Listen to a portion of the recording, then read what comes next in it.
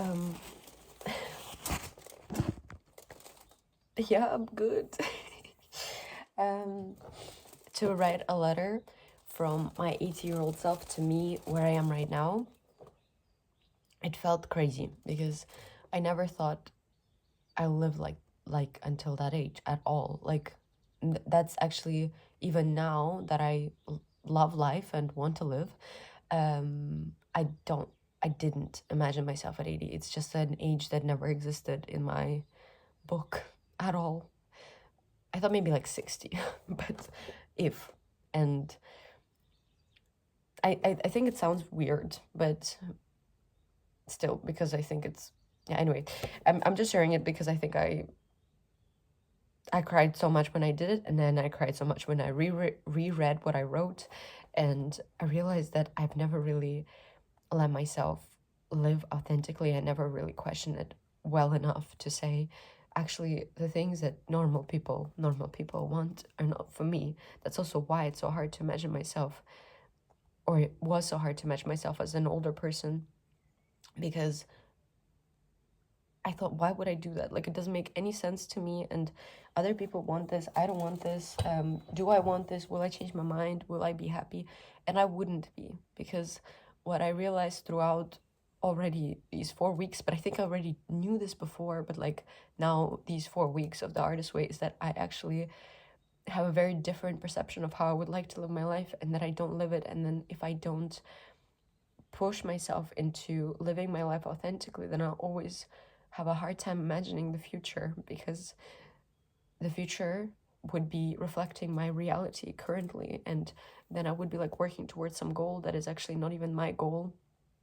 And really, I want to travel, I want to be nomadic, I want to learn how to drive, and I don't know, like I want to create art for the rest of my life, and I want to feel things, and I want to be in nature and let myself do it. Like, I don't know why I convinced myself that living in the city as a young person is a must, and I've done it. So 6 years later, or even 10 at this point, I don't want to do that. It doesn't fit me at all. I have such a hard time, and I just want to be barefoot somewhere, and I want to shoot, and I want to make people's visions come true, and I want to create and share and talk to people and make other people's homes feel good. Like, I don't know, like, help as well, but not have my own space. I don't know if that makes sense. And my 8-year-old self, she has a home on wheels, and she still drives,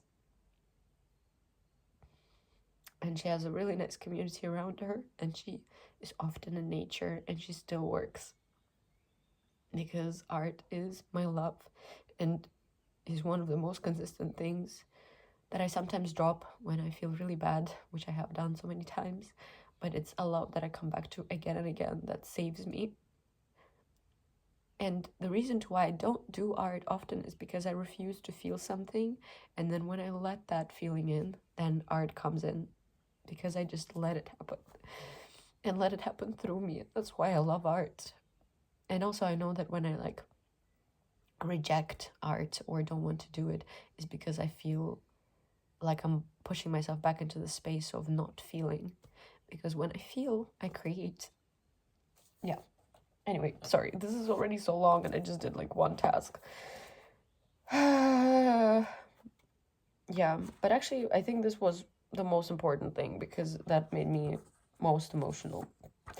And I didn't do morning pages twice in these 2 weeks, because technically I would be on my week 5 right now, but because of my move and because of other things, it just felt super overwhelming, and I've been working so much and sleeping so little that I kind of postponed this reflection. And I didn't want to start chapter 5 until I finish my reflection, because I think I really want to look back at these and see if there has been any progress. So yeah, so I'm just gonna go through like the check-in. How many days this week did you do your morning pages? Tantrums often show up in skipping the morning pages. How was the experience for you? I did skip it twice because it was a really stressful morning, but I did do evening pages instead, and I think that was good because I realized that doing the artist way requires some flexibility because of course life is going to come in a way, and I need to make myself not feel crazy pressure about doing this the correct way, because I think there's no correct way of doing anything actually. So yeah, if I can't do it in the morning, I will do it in the evening. Did you do your artist date this week?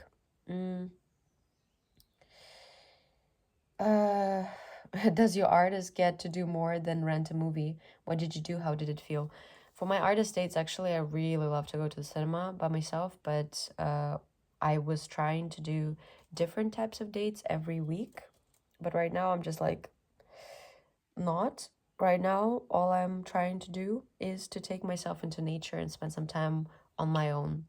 That's what my artist date is about. And write, draw, be on my own. It's so hard to carve out time alone right now. So I wouldn't really say that this is an artist date, to be honest, but I'll make sure that in the next weeks I'll take her out because she hasn't been out like that in a while. Did you experience any synchronicity this week? Yeah, I asked the universe for a sign if I'm on the right path, and I've been seeing dragonflies everywhere because that's what I asked for specifically. I asked to see a dragonfly sign, and actually, wait, this is like not, this is like silly non-permanent tattoos, but I was in the park and one girl had really cool tattoos, and I told her that she has really cool tattoos, and she's like, they're not real, do you want one? And I was like, sure. And so I went with her like to where her friends were sitting, and the first thing that falls out of that bag of fake tattoos was dragonflies. And I also keep seeing them everywhere, like on tattoo salons, on books, on random things. I'm like, okay, I asked for a sign and now I have so many, and thank you, because my, like, it was basically, am I doing the right thing by leaving Berlin? Am I doing the right thing by moving? Am I doing the right thing? Can you give me a sign that I'm on the right path? And I want it in a form of a dragonfly, and I see them everywhere. And I know this sounds a little bit crazy, but hey, I believe in it, so that's my synchronicity. Were there any issues this week that you consider significant for your recovery? So many issues. I think one of the biggest ones is realizing that I've never imagined my life as an old person or a person beyond a few years, or actually pretty much a year. I don't really think about the future much. I'm a very anxious person, usually, but I don't think about the future at all, because in my world, I think I didn't think about the future since I was like 9 or something. And if I would think about something, it would always be like, do I want this? I don't think so. Maybe this is what other people want to do, but never like, what do you want to do? Who do you want to be? And now I think I'm here trying to ask myself this, and actually not even asking, I know this. And that's the crazy part. I know who I want to be. I know who I want to become. I know what kind of art I like to make. I think I just lie to myself sometimes. And this chapter and the last 2 weeks in my life has kind of, yeah, catapulted me into like very extreme change. So it feels very scary. And yeah, what was this chapter called again? Because recovering a sense of integrity. Yeah. With changing self-definition. There was something also in this chapter that kind of overwhelmed me when I read it. It was this: until we experience the freedom of solitude, we cannot connect authentically. We may be enmeshed, but we're not encountered. Art lies in the moment of encounter. We meet our truth and we meet ourselves. And that overwhelmed me, that sentence. And we meet ourselves and we meet our self-expression. We become original because we become something specific, an origin from which work flows. And then the line, I don't know who I am anymore. I don't recognize me. Actually, I recognize myself very much. Like, it's like, oh my God, you have always been this person. Oh my God, this is you. And it's like the most scary realization because I'm battling shame a lot lately. And then also telling myself, wow, this is you. This is amazing. And accept it. Because the more I try to deny it, the more I'm fucking sad and unwilling to like live. So when I accept who I am, when I accept all parts of me, when I really, really, truly let myself live authentically and tell myself, maybe you don't want things that normal people want. And what is normal anyway? It helps me realize that there's so much more out there and I could be a part of it. Yeah.